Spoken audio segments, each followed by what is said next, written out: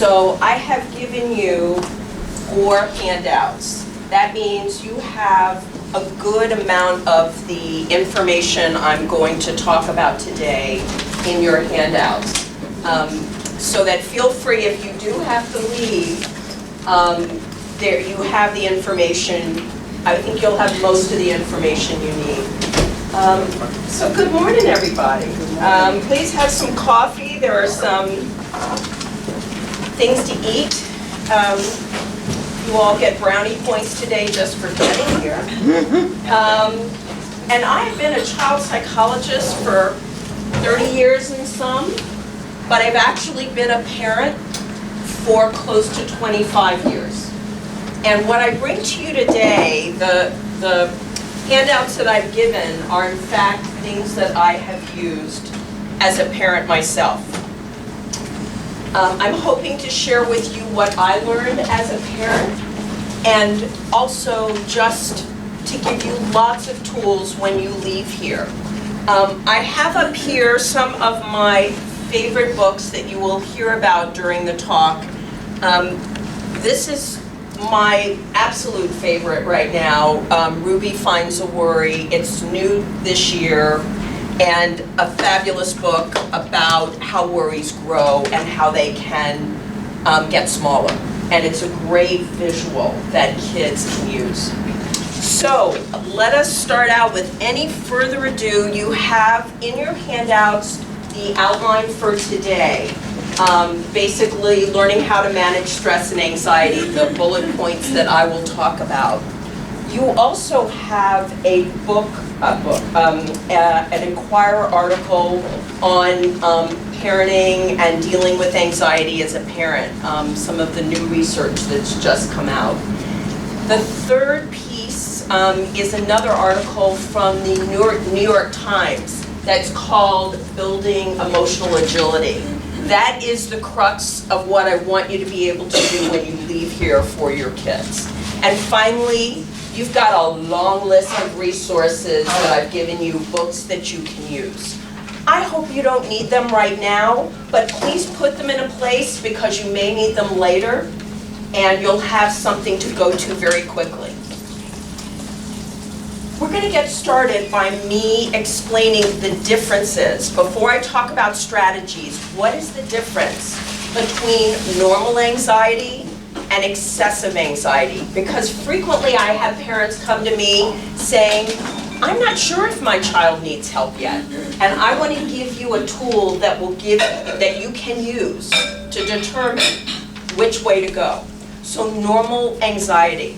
It refers to the fact that we all experience anxiety, and there are going to be anxieties you're going to see develop through the years.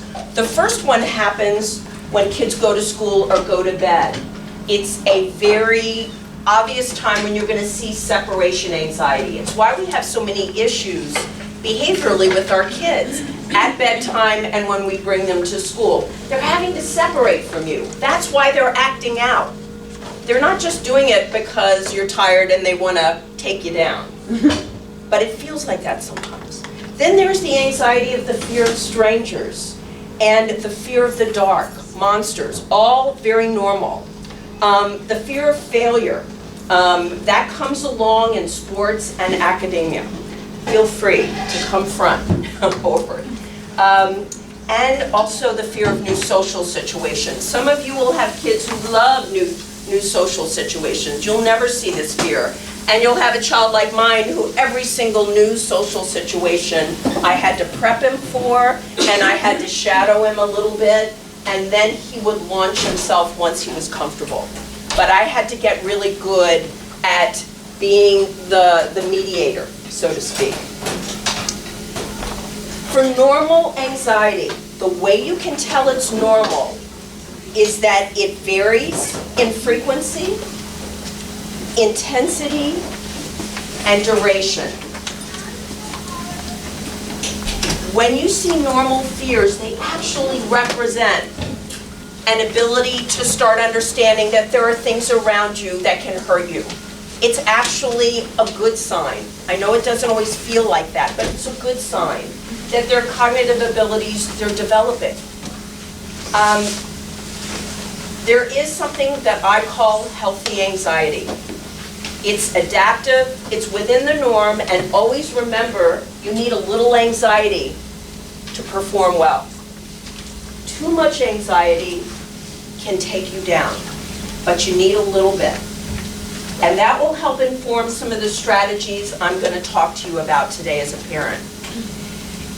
So remember, mild, normal anxiety, that's what we're looking for. I want you to learn how to be your child's emotional container, because that is what you are going to be for a good 18 years of their life. If you cannot contain your own emotions, then we're going to have to start working on that, because you will need to contain a lot of emotions for your kids. Excessive anxiety, just very quickly, what is it? It is always out of proportion to the actual threat. It's developmentally inappropriate. This child, when they have excessive anxiety, spends hours worrying. Not a few minutes, but hours. It disrupts their sleep, they become easily distressed, and they have many somatic complaints. I work in an all-girls school 3 days a week. I could tell you I have about 5 girls I worry about. On a daily basis, they're talking about something's bothering them somatically, physically. It's not transient, the excessive anxiety. It persists over an extended period, and it is not adaptive, and it definitely interferes with daily functioning. It's chronic and doesn't fluctuate. And you will hear me later at the very end talk about cognitive therapy. Research has basically borne this out. Some kids, they do need medication. It is just genetically something they eventually need. But cognitive therapy, we are in Philadelphia, and the hub of cognitive therapy, proven to relieve anxiety, especially in kids. Do not go to someone who's an adult cognitive therapist. There are great therapists who have been trained with children. That's who you want to go to. So, what can you do to manage stress and anxiety? Hopefully that's within the norm. Remember, excessive anxiety, I'm always going to refer you for therapy. First, I'm going to ask you as a parent, and this comes to that second article that I have in the handouts you have. I need you to manage your own anxiety effectively, and I need you to reduce what I call the accommodations you are making for your child's anxiety. Many of us don't even realize what we are doing to manage our kids' anxiety. We do so many things that can really be problematic down the road. Managing your own anxiety, what do I mean by that? Children look to us about how do we manage stress. They listen to us, they watch us, they model our behavior. So and the first thing you need to know is, what are your triggers? Because if you don't know your own triggers, then you're just half the time probably over anxious yourself. What I need you to do, once you know your triggers, is model positive thinking. Not negative thinking like, oh my gosh, this is awful. Oh my goodness, I can't take this anymore. These kinds of statements, please don't punish yourself if you hear something that I'm saying that you've done already. You get a lot of forgiveness in this talk, and honestly, you can always say, I'm sorry to your child, just like I expect them to learn to say to their friends. I really didn't handle that well. What I just said that came out of my mouth is not very helpful. I'm angry, but that wasn't a helpful comment. Nothing wrong with the emotion, folks. It's how we say it. So model positive thinking. I got anxious going to the airport, absolutely, hands down, every single time with my son. And he, like his father, would be like, Mom, what's the big deal? We'll be fine.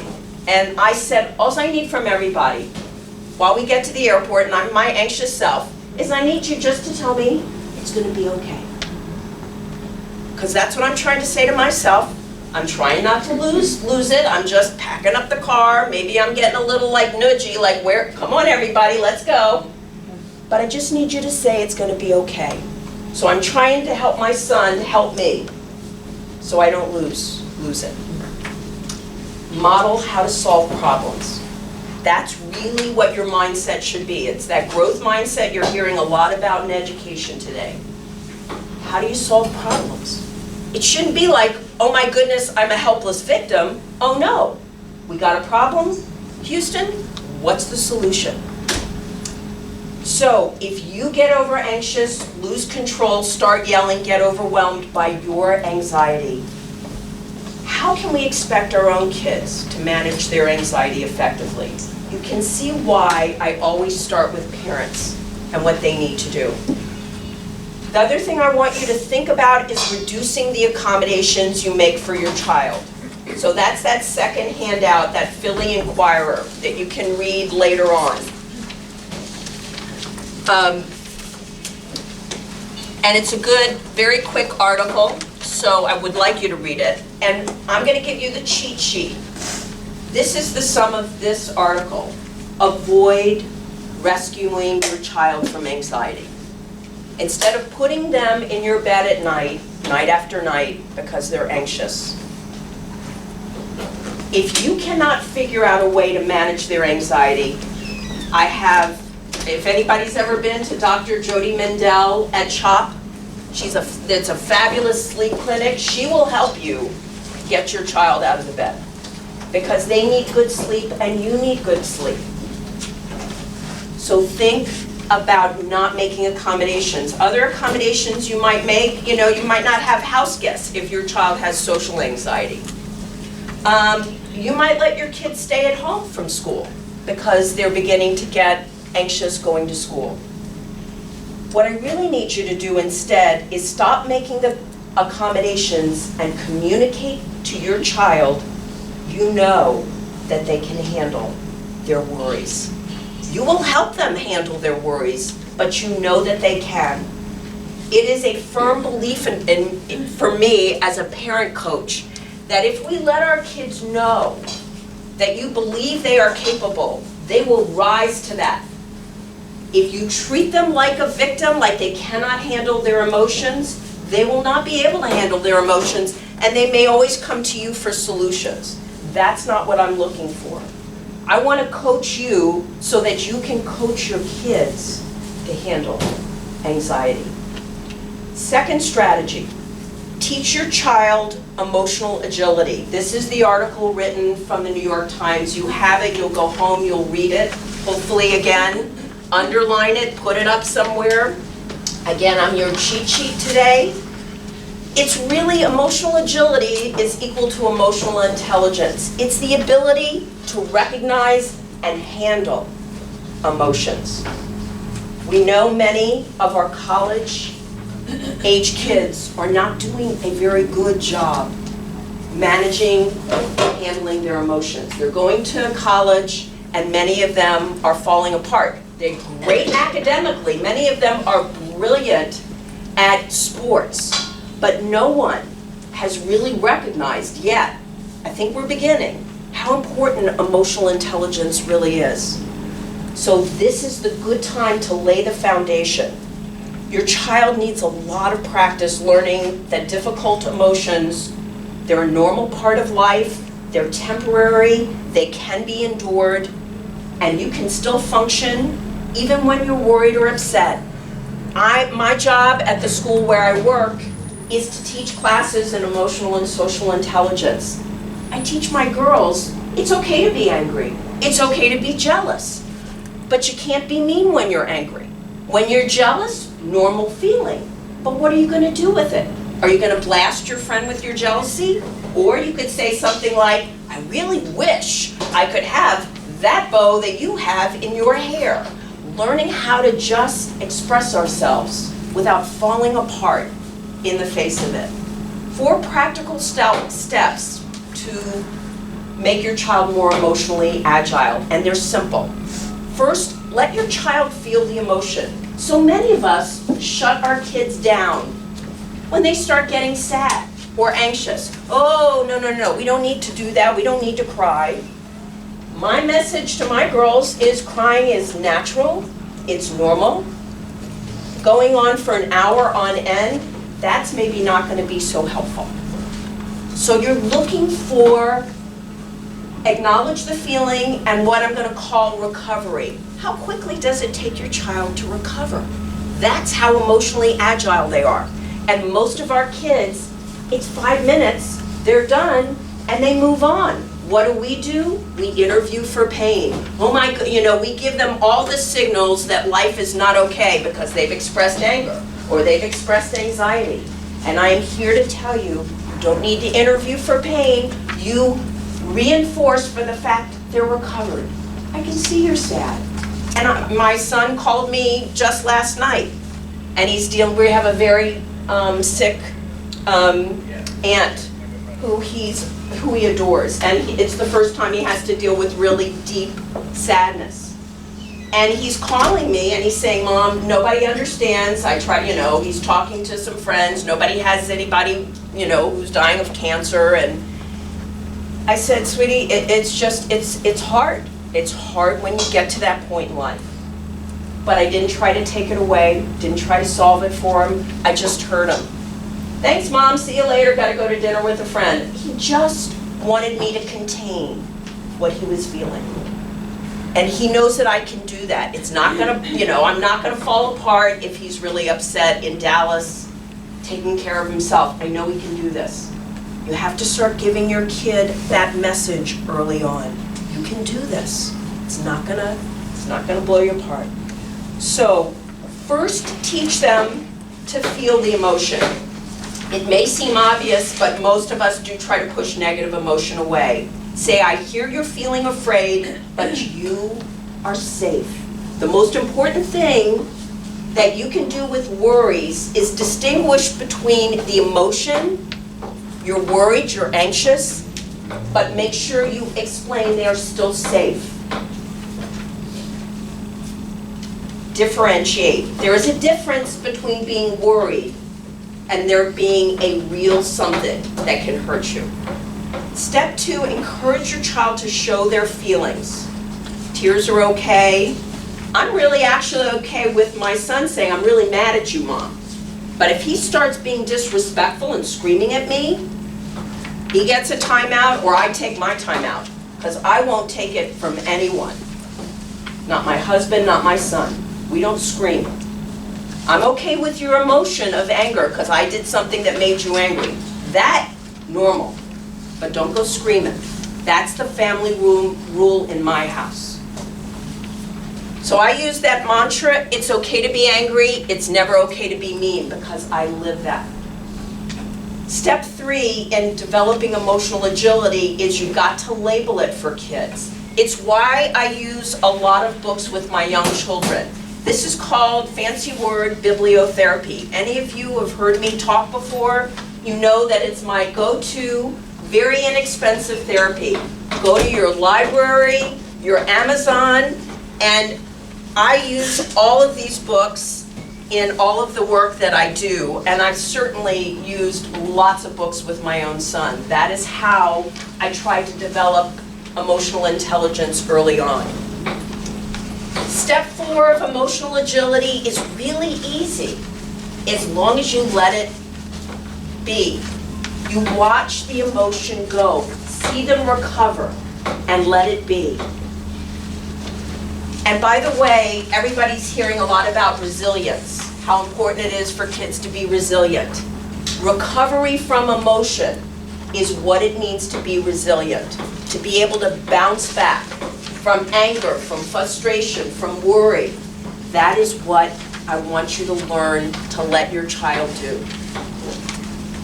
So that's my second strategy, and I think if you want,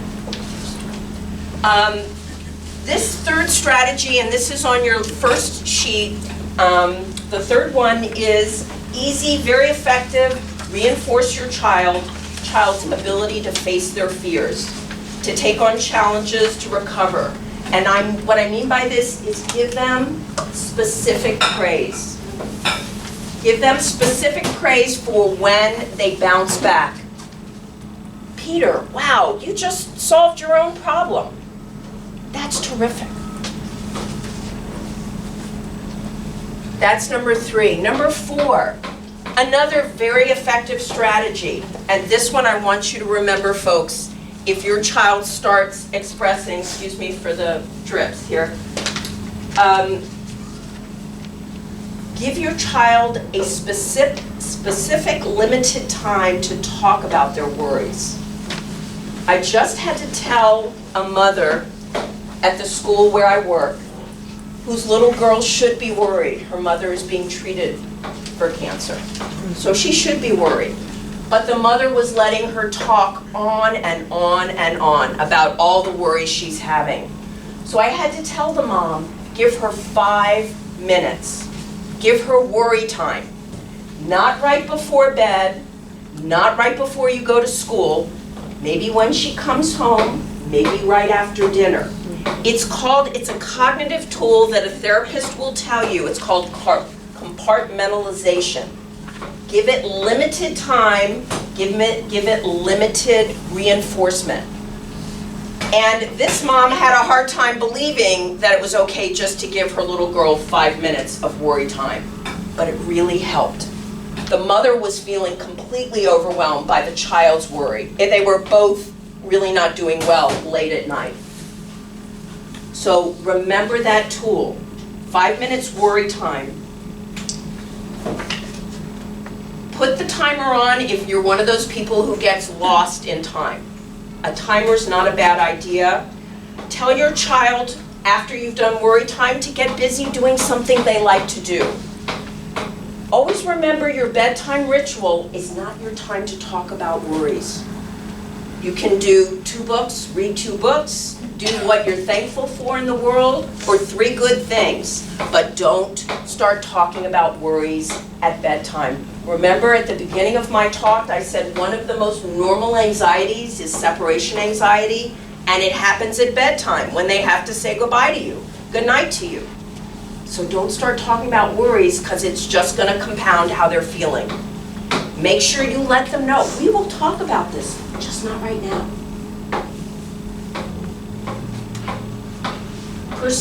And resist being pulled into the reassurance cycle. A lot of you might have a child who's going to ask the same question 20 times. Do not get pulled into that cycle. That's not helpful to them, and I can guarantee you, you'll get frustrated, impatient, and angry in no time. Do not inadvertently reward worry talk with lots of reassurance and attention. One of the dances that many of my parents get into is what I call a negative dance. They're like, I can't stand it, they're telling me all the time they're worried. Well, what is the parent doing? They're spending a lot of time giving a lot of attention for the worries and anxious behavior. They're accommodating a lot. So you may need help getting out of that dance with your child. But if you're finding yourself beginning the dance, stop the dance now with some of the strategies I hope that I'm giving you, like that 5 minutes. One other thing I didn't add on this sheet of list of strategies, it is something I've learned in the work that I'm doing with the girls. I am not a yogi. I'm a very hyperactive, energetic person who really doesn't love to lay still for minutes on end. But I have learned with my girls, starting at pre-K, that I can teach them 5 minutes of relaxation. I'm not talking 20 minutes meditation here. I've taught them some breathing techniques, and I guide them in very weird ways because I'm not trained to do this, but using imagery, sometimes we take a magic carpet ride to a favorite place. Sometimes we just breathe and we relax our muscles. I use my own creativity to help teach them how to just calm their body, how to give their brains a break. And I've got now my girls going home to teach their parents how to relax and do a little childhood yoga. Again, for somebody who, I was back in the day a dancer, so yoga does come fairly naturally, but it's not rocket science. 5 minutes, do something together to just bring it down. Literally, okay, let's just lay down and close our eyes for a minute. We are both out of sorts. So So let's bring it down, let's lay it down. Either relaxation or a sense of humor, which I wish I had more of, but I don't. Some of you are better at this than me. If you can find light in this world, then find it and enjoy it with your child when they're young. Because there's nothing better. I love working with young kids because they're so right there for you. They're not guarded. They come up, they hug you, they love you, and then they show all kinds of emotions. There's just nothing better than what you're going through right now. So enjoy it. Get a little creative. See the silver lining in all of this. Number 7, develop family communication and a problem-solving mindset. You've already heard me talk about, look at everything like, what's the solution to this problem? That should be one of your mantras as a parent today. Because if it's not, your child's going to need in the future to know how to solve problems almost instantaneously. So get started now. What's the solution? I do like to have family meetings, 5 to 10 minutes for really little kids. State the family rule, post it. Say what, if you're making a change, you're going to change something in your parenting style. Sometimes if I've coached parents and they're going to start 1, 2, 3 magic, I say to them, first let your child know what's going to change and give them a heads up. You might do that at dinner time or just a quiet time. Generate solutions and encourage your kids to solve the problems. It's amazing what kids can do if you ask them, what's the solution to this problem? The things they come up with, hands down, is sometimes better. I remember when I was so mad at Peter, he was 4 years old, I just remember being so mad, I said, I'm so mad I don't know what to say. I'm going to take a time out, and I want you to think about what the consequence should be. And it was, I didn't scream it, but it's with that voice. And I walked to one end of the house, and I came back. And I said, what do you think the consequence should be? And he gave me something that was far worse than anything I would have given him. I said, the good news is you thought about it. The even better news is I had time to think about what's a better consequence. Because what you just said is really tough. And I gave him the consequence. Sometimes they really can solve problems, including what should the consequence be to what you just did. Use a family mantra. I've given you what's the solution to this problem. The one that I use with girls, and I like in my own family, it's okay to be angry, it's not okay to be mean, because it reminds us, don't scream at them, don't yell at them, take your own time out if you are losing it. Model what you want them to do. If they're doing this when they're angry and they're stomping off to their room, that's good. That means they're taking a time out. They may be stomping, you may not like that, they may have attitude, but they're taking a time out. As Peter's doing that, he's looking back at me like, aren't you going to come after me? And I'm like, good for you. You need a time out? That's what you do. Folks, remember, always discipline. You're teaching them how to get back in control. So many kids today, they're not well regulated, emotionally or physically. So we're teaching them how to regulate. Worry, anxiety dysregulates the system. Look at what it does to us. Our heart rate starts going. You know, I can tell you all the physical symptoms because I know what they are. So think about finding ways to help them regulate. The 8th strategy, and we're doing good.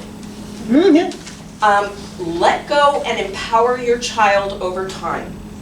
The gift you give your child by the time they are 18 is that they feel when they go wherever they're going to go, in the Army, to college, a year, whatever they're going to do, they know they've got all the skills to do it. And they don't have to worry that they can't take care of themselves. So I believe that starting by sending them to school, getting babysitters, those are all good things because they're learning not to always rely on you. I like for kids to go away and sleep at grandparents or over at friends' houses over time. Because again, learning how to be in someone else's home under their own rules. I did teach my son fairly early on, and you're in Montessori as he was, so I wanted him to know how to make his own bed really early. Now, I didn't expect him to do it by himself. It was always that metaphor of, we're a team, I don't mind doing it with you, but I'm not doing it by myself because I'm not the maid. This is your bed, you get to change it. If you want my help, join my team. If you think I'm doing this by myself, honey, you're the quarterback and you're the whole team all by yourself because I'm not doing it by myself. So the bed, the laundry, the cooking, saving money, all of these things, do not forget about them when they leave preschool and they start all those academic things that you get all hot and bothered about. Remember life skills. Folks, those are the things you will hear about, read about. If you do not train your kids to take care of themselves, they will go to college, they will need the laundry service, they will never, they will just be buying and eating and taking out for the rest of time. So teach them. The message is you can function without me and you can solve your own problems. And honestly, one of the things that I did find that the cooking shows really help a kid who's a picky eater or who wants to learn how to cook. Like that TV was actually really good for my son. Food for thought. Use positive mantras when parenting. The reason to do this is that kids who worry and are anxious usually think negatively about every situation. These negative thoughts reinforce anxiety. That, folks, is the basis of cognitive therapy. Our anxiety is fueled by how our brain talks to us. Oh my goodness, this is a new person. This makes me really angry. I can't do this. As opposed to you're walking into a cocktail party. You know no one. Okay, I don't know anybody. Might not be particularly comfortable, but I'm going to be okay. I'm going to go up and introduce myself. If they're not particularly interested, I'll move on to the next one. I'm teaching my child how every single novel situation they go into, think positively. How do you greet someone? If they're not friendly, don't take it personally, move on. It's their problem, their loss. Teaching your child like that throughout their early life. It's just giving them the ability not to worry excessively when something new comes up. I just heard from a parent the other day, oh my goodness, her son who is 19 cannot make calls to get his own doctor's appointments. He is anxious to talk on the phone for obvious reasons. How do we communicate today? Text, email, all the other ways, but not talking on the phone. Are you kidding me? And this child has a lot of other worries on top of that. But that would have been the first red flag. Your child should be able to go up to the librarian and take out his own books. Your child, starting about 4 and 5, should be able to go up to the person who he's buying, a drink from. Let him go and pay for it. I always did that with Peter once I started recognizing he's old enough. Give them the money, because they haven't made it yet, and have them go up and buy it. Or at the restaurant, have them order their own food, folks. And on and on. Empower your child to take it and go with it. I like always to create positive statements. And unfortunately, I get a little bit obnoxious about it. So my son last night, as we were talking about his sadness about his aunt, he knows I'm always trying to look for a silver lining. I'm always looking at my glass half full. And he also found out he wasn't going to be able to go abroad, a trip he'd been planning for many moons. So there was a perfect storm for him last night. And I'm, and maybe he'll get to New York and see a special show, who knows. But I tried to find the silver lining, and I use that as my positive mantra as a parent. Always look for the glass half full and the silver lining. Because as we know, once we walk out today, There's all kinds of things that are going to make us anxious out there. One of the books that I didn't recommend, if you have a child who thinks negatively and they're young, there's a book called Be Positive by Sherry Miners. I don't know that I wrote that anywhere, but if you have a child who tends to think negatively, this is a fabulous book written. It's kind of like going to cognitive therapy for 2-, 3-, and 4-year-olds. So I am going to ask for questions, I promise, but I want to make sure, for those of you who might need to leave, I'm going to get through all of my bullets and then I'm going to open it up. So I don't want you to worry that I'm just going to blast you with a lot of stuff. But I guess that's what I'm doing in the very beginning. Number 10, normalize fears through book reading. So this one I read to my girls when I'm talking about worry. This is something I use with my slightly older girls. This series by Kate Barnum, they have feeling worried, feeling jealous, feeling scared, feeling angry. Folks, if you're going to spoil your kids, don't spoil them with a bag of toys. Spoil them with books that help them with their emotions. Honestly, and the good news is there are still some good libraries out there, so find them. By the way, I also don't like to just talk about the emotions. I also like books that give them positive messages. Stand Tall, Molly Lou Mellon, for girls and boys. Fabulous story about a tiny little girl who's got a really big mouth. And she stands tall, and there's a sequel to this, and it's one of my absolute favorites. And I can't say enough about all of the fabulous authors out there that have done great work. Number 11, it goes without saying, make sure your child gets enough sleep, exercise, good nutrition. If you've got a child who's out of sorts, that's the first place you should look. Are they getting everything they need? I have a lot of kids with sleep issues that also have a lot of anxiety. Those kids frequently may need a sleep clinic because they've got sleep issues that need to be resolved sooner. Limit exposure and use of technology. So I'm not here to do a whole talk on technology. 1 to 2 hours is best on the weekends and no technology during the week. That is pretty much standard. If you can do that, hallelujah.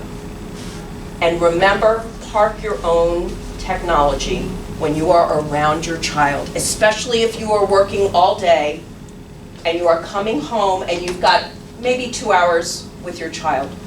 Park your phone, put it away, unless you're on call. There are certain reasons, obviously you have to keep your phone on you, but otherwise, folks, we don't need to be LinkedIn 24/7. And your kids need to see you park your phone because they're going to imitate that behavior later on. If they don't see you parking your phone, why should they park theirs when you give it to them in elementary or middle school? So think about, you're creating a core sense of what technology, of a control. Number 12, if you want to teach your child more strategies to manage their anxiety, and this is probably getting on 6, 7, and 8, so I want you to remember to go back. The list of books that I've given you, the fourth, is just a long list of books. And in that list is something called What to Do When You Worry Too Much, a kid's guide to overcoming anxiety. It's written by a cognitive therapist. And it's something I use again in a school, and I send it home for them to have in the future. So I just did it with my 2nd graders. And I send it home with a letter after we do many chapters, and I say to the parents, please read through these chapters, and please put this book away. You may need it in the future, or you may need it right now. There are workbooks out there right now that are quite effective. So some of us don't necessarily need to go to therapy to get help. And finally, the last one, that is the best shot, wow. You are really cute with those orange glasses. Oh my gosh. Last item on the list. So we talked at the very beginning, for those who weren't here, about the difference between normal and excessive anxiety. Normal goes away, your child's not worrying for hours on end. Excessive is when they're worrying for hours on end and it disrupts their daily functioning. And you heard me at the beginning say cognitive therapy has been proven to be effective to lift anxiety. Personally, if I was a parent and I'm experiencing a lot of anxiety, I recommend a few sessions with a good adult therapist. It is worth its weight in gold. It's not psychoanalysis. It's not going to go on ad nauseum. In fact, it's short term. The same for your child. My son, as much as I emotionally coached him, had some other issues, some sensory processing issues which you may know about or not. Those issues caused him over time to be very anxious. So by 8 years old, with all the emotion coaching I had done, he still got really upset when he went over to sleep at a friend's house. He couldn't make it the whole night through. He was having a hard time. And he really wanted to go sleep over at friends' houses. And he even wanted to go away to camp. So he went to cognitive therapy.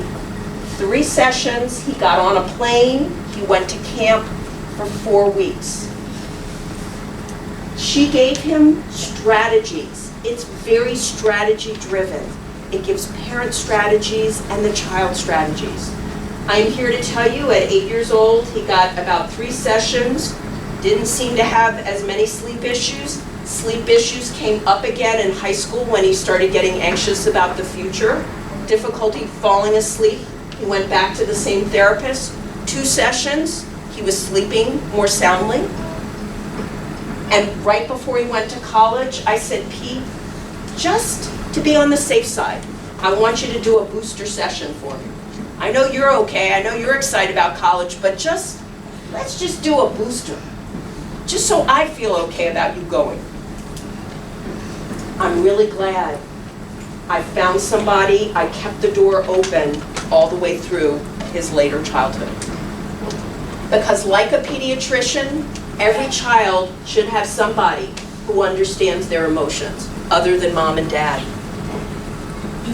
So everybody, that is 9 o'clock. Anybody who's got to scoot out, please do. We have 15 minutes for questions. I've thrown a lot at you. Questions, thoughts? What's the age when children start exhibiting their anxiety if they have it? Like, how do you differentiate between anxiety and normal 2-year-old toddler stuff? Well, I think kids start showing anxieties as soon as they can talk. I actually think that sometimes some of the acting out behavior of a 2-year-old is sometimes anxiety. We don't know it in its purest form. But I think those things, the fear of strangers, monsters, dark, all those things that start really early on with sleep, pretty much emotions, the minute you can hear them talking, you can start seeing anger, frustration, worry. So folks, I say our little ones show emotions in more pure form. They just physically show it to you. But then they start talking about the things they're worried about, the things that maybe they're imagining. That's a higher level. That's when their cognitive development starts. You can see that they are growing cognitively because they're starting to imagine things that they've never experienced or they've maybe heard of. So, did that answer your question? It starts young. And I'm all about, even at I start practicing with my little ones. Oh, I can see that that's frustrating because you can't get what's in that cup. He doesn't understand what I'm saying, but I'm starting to practice my emotion coaching at a young age. Yeah, that's a quick question. So my daughter has been saying the scared book at night, and she's been coming over, which is doing that at 3 a.m. and number 2. She used to sleep in her bed until this one came. So I'm not sure if it's like a cognitive therapy thing that we should look for, because I've been going through my books. Well, one option you always have is, I mean, sometimes what I offer to parents is like a 1-hour parent coaching session. And we kind of go through the triggers and we talk about ways to kind of get her slowly out of the bed. Sometimes if I feel like on a phone, somebody calls me and says, I'd like an hour with you, and I'll hear the issue, I'll say, you know what, let's cut to the chase, let's go to the sleep clinic. And 1 or 2 sessions, I think that Jody Mendel can help you get her out of the bed. By the way, that's for your, that's covered by insurance. Dr. Jody Mendel at CHOP. She's written a lot of books. She's terrific, and you can always say Lisa Dissinger referred you. She's really terrific. Does that answer? Yes. Yeah, So parent coaching, yeah. Can you give some strategies on, I'm trying to think of another example too, so it's not just me, but on how to balance like good, like our son is obsessed with rules. Yes. And which I know is common, but so when things deviate from the rules, like, he gets so distraught. And so how do you not, like, it's okay when things deviate from the rules, but how do you? So your theme and what will be your journey probably is teaching him what flexibility is. Right. That was my child's theme for the rest of his childhood. To this day, when Peter's being inflexible because he's following like the rule, I'm going, okay, let's think out of the box here, bud. We need to be a little bit more flexible because this isn't going to work for this relationship. If you're going to be so hard and fast about the rule, you're going to lose this friend. So teach him, what does it mean to be flexible? It means that sometimes there is a rule that you have to follow, especially in school, I'm afraid.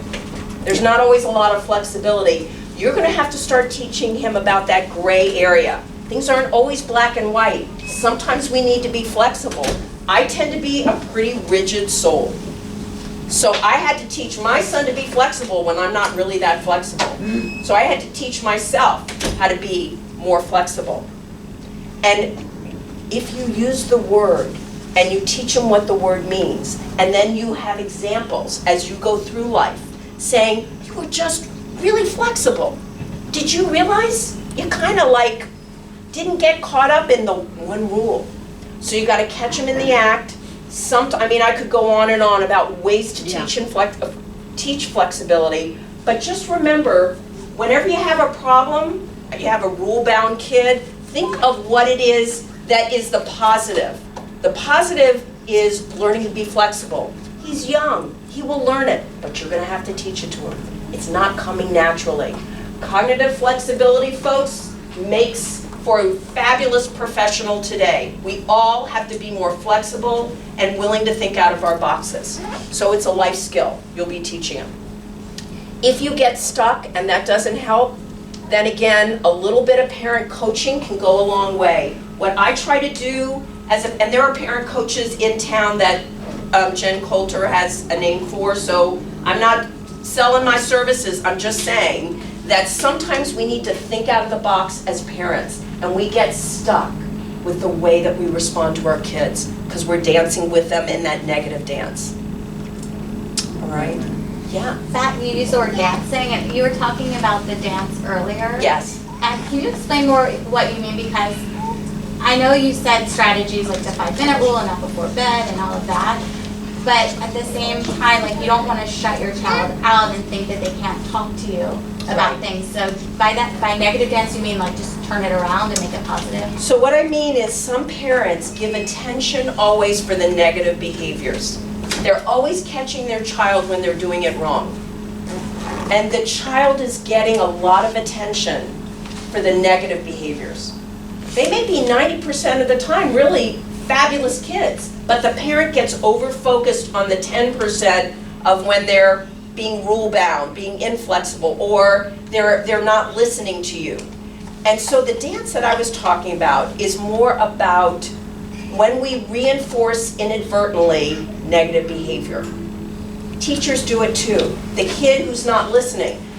Peter, will you listen to me? Peter, come on, Pete. And all the kid hears is his name and what he's not doing, as opposed to, hey, eyes on me. Good job. Yeah, eyes on me. Let's keep those ears open.